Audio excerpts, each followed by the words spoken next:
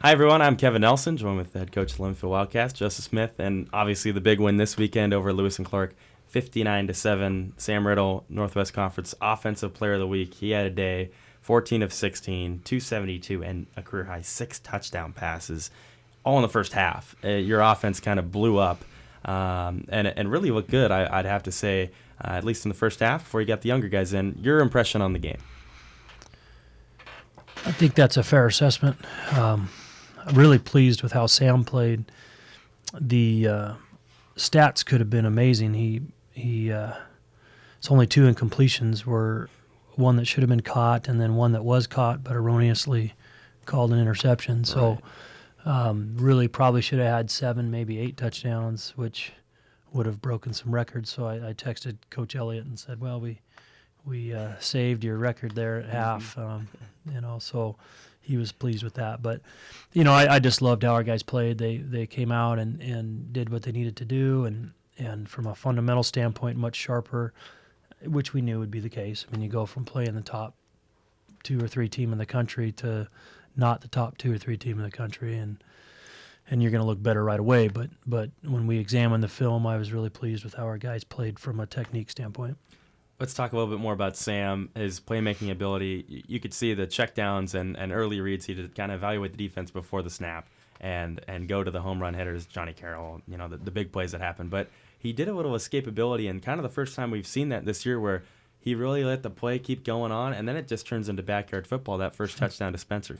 Absolutely. He kind of looked left, looked right, looked left again, ended up finding Spencer out there. So, I think that's a wonderful asset of him. He also had one play maybe that he got too cute on, and he and Spencer fumbled the ball. But the elements, it really did drop quite a bit of rain in a short time, and so I was pleased with how we played in that. A little bit of miscues on our, I think of a punt return in particular, but didn't cost us too badly. But Sam is playing at a high level. You're right. He's able to see things pre-snap and make some decisions post-snap that are quite high.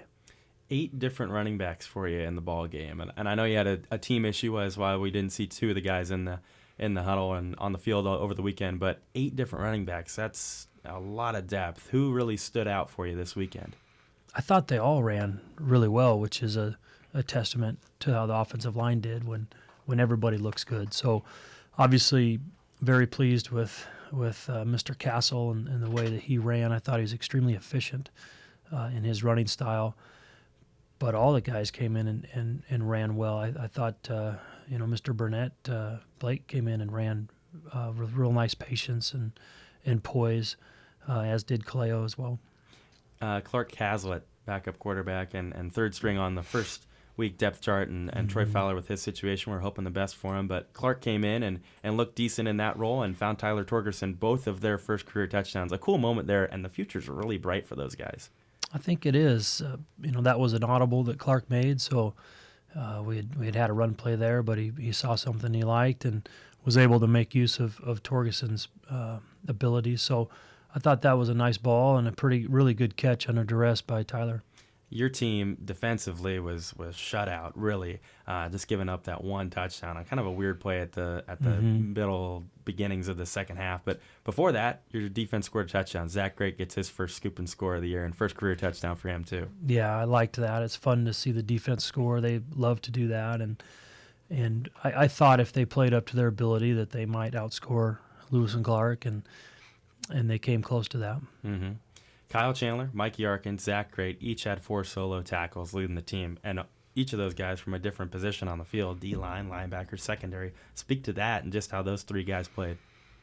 I thought Zach was tremendously disruptive inside, and I think if you're going to play a 40 front, your defensive tackles need to be very, very good, or else you probably should be in the 30. And so, for us to be effective, our defensive tackles have to be very effective inside, and Zach he was a wrecking machine. So I think whenever those guys are dominant, now your linebackers are freed up because nobody can block them, and they're running free as well.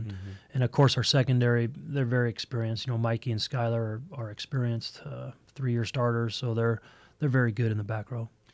Finally, coming up next, Forest Grove. You're going up to play Pacific, and a game that's always highly hyped. It doesn't matter what the score was the previous season. That game always seems to have a little bit of chatter the week before. What are your thoughts? I'm not sure why that is. I don't know if it's just Pacific being chippy. I don't know, but there does seem to be something about that. I remember the mayor of Forest Grove had some sign that said all dirt roads lead to McMinnville or something like that. And, so it's just kind of a town thing, maybe. I don't know. But in any case, we're going to play them, and we're excited to play another conference team. They're very well coached. They're very sound at what they do. I think, a very physical football team and present some real issues. Linfield heads up to Forest Grove to play Pacific at 1 o'clock there at Pacific. Northwest Conference game number 2 for the Cats. They are 2-1 on the season. Coach, thanks for the time. You're welcome.